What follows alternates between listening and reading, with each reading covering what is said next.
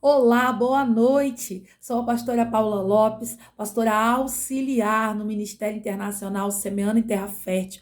Quero convidar você para estar junto comigo neste programa de leitura diária da Bíblia, que se chama 10 minutinhos de Bíblia. Nós estamos no livro de Mateus, estamos já no capítulo 14 e hoje nós vamos dar continuidade na leitura de Mateus capítulo 14, versículo 13, a partir do versículo 13. E eu quero te convidar a se inscrever no meu canal e compartilhar este vídeo com alguém que está tendo os primeiros contatos com a Bíblia, com alguém que gostaria de ouvir, de entender, de ler a Bíblia, mas sozinho tem dificuldade. Essa é uma leitura muito prática, muito dinâmica, com uma explicação bem simples, apenas de introdução mesmo. Não tem nada escatológico, teológico, não, é somente mesmo aquele primeiro contato de primeiro amor, aquela coisa gostosa com as escrituras sagradas. E eu quero te convidar a me ajudar a compartilhar com as pessoas que precisam dessa ajuda para ter um melhor entendimento da palavra de Deus. Mateus capítulo 14, a partir do versículo 13, vai narrar a primeira multiplicação dos pães e dos peixes. E ela começa dizendo assim, ouvindo o que havia ocorrido, aqui ela já dá uma introdução de quando Jesus sabe que João Batista morreu.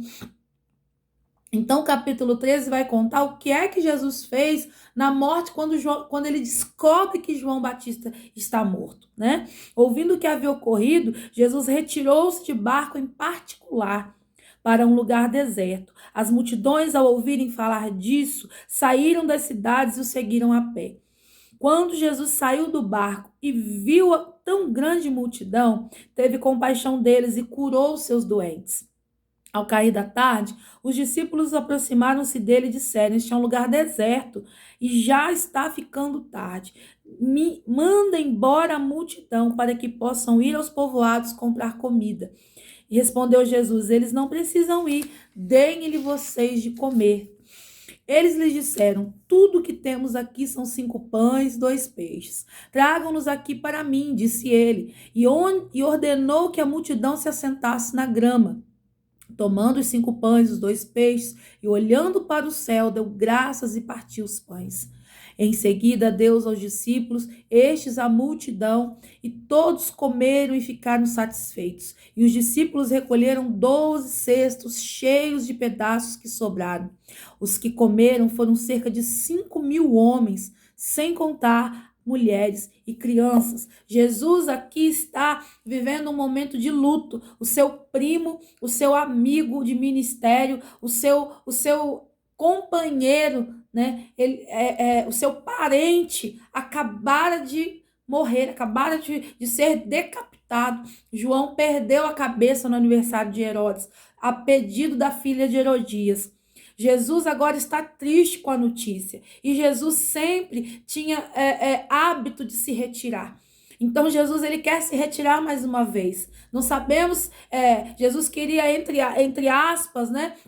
Viver ali o seu luto, conversar com Deus, com seu pai, orar, clamar, chorar pelo amigo João, assim como lá na frente você vai ver Jesus chorando pelo amigo Lázaro, porque Jesus chorava pelos seus amigos, mas Jesus nesta ocasião não consegue, porque quando a multidão vê que Jesus estava indo para um lugar deserto, a multidão foi a pé, ou seja, Jesus estava indo de barco e a multidão o cercou a pé.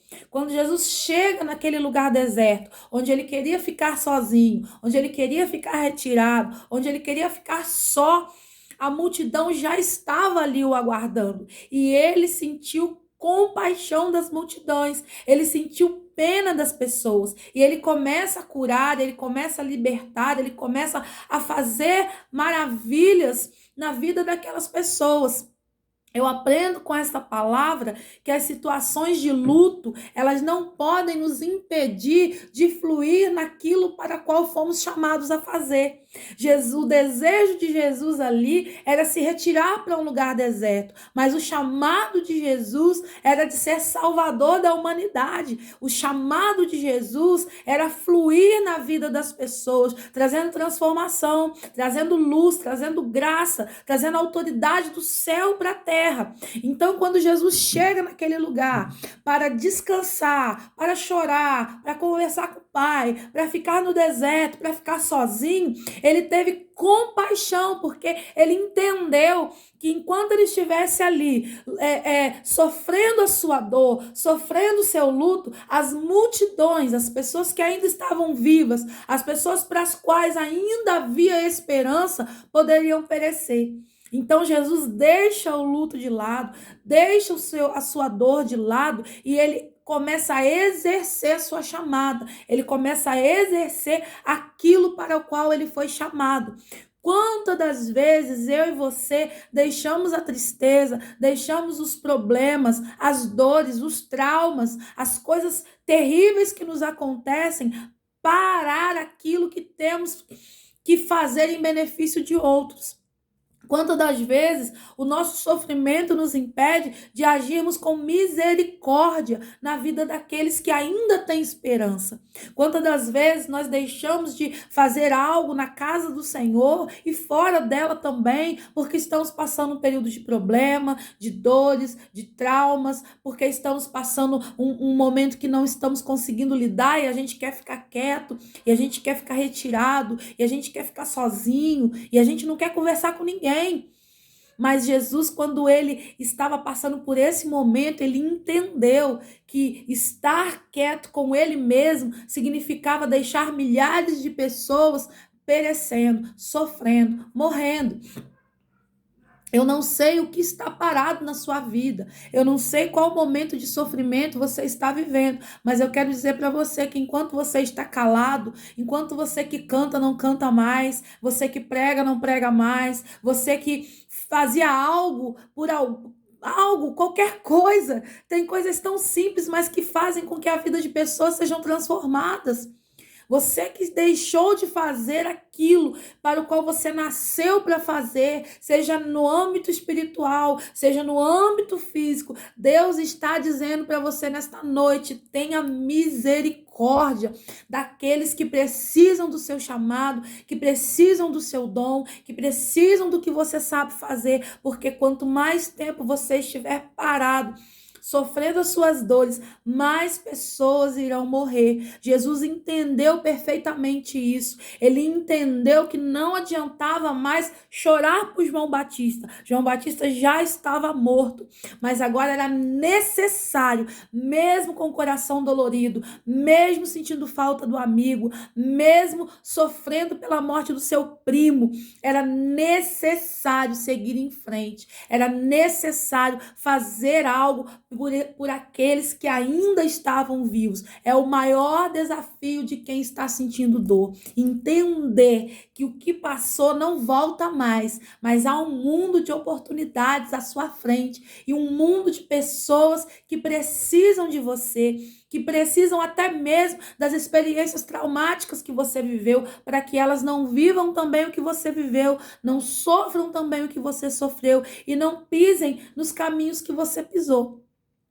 Jesus, ele vai cuidando daquelas pessoas, a noite vai chegando e os discípulos, olha, manda esse pessoal embora para que eles vão comprar comida, para que eles possam se abrigar, porque já está ficando tarde, esse lugar é deserto.